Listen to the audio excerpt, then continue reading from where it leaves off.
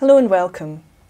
Before I introduce my guest, Professor Mona Baker from the University of Manchester, I'd first like to introduce myself. My name's Dr. Morven Beaton-Tomey and I'm a lecturer in Interpreting and Translation Studies, also at the Centre for Translation and Intercultural Studies at the University of Manchester.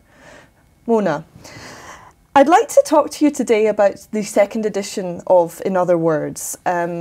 I think that you yourself really need no introduction. You're a prominent figure in the field of translation studies. To mention a few of your publications: Critical Readings in Translation Studies, the Routledge Encyclopedia of Translation Studies, the 4-volume Translation Studies, and of course your monograph Translation and Conflict.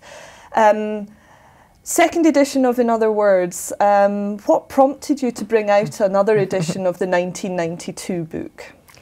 Well, the first edition, as you know, came out in 1992, so that's nearly 10 years ago.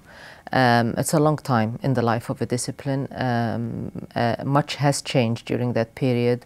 For a start, we weren't a discipline in 1992. I remember when back in the late 80s, when I wanted to do an MA in translation studies, I couldn't find one within reach.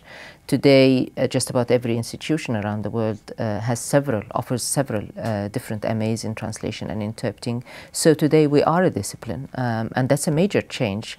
It changes a lot of the ways in which we think about what we do, and it changes our level of accountability, and it changes the level of resources that are needed for servicing a large number of students.